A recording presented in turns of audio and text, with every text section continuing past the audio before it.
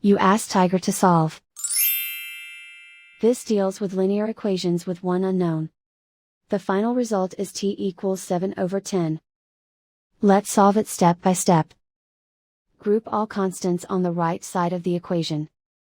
Subtract 7 from both sides. Group like terms. Simplify the arithmetic.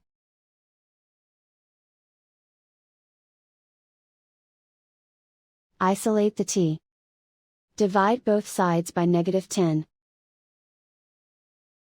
Cancel out the negatives.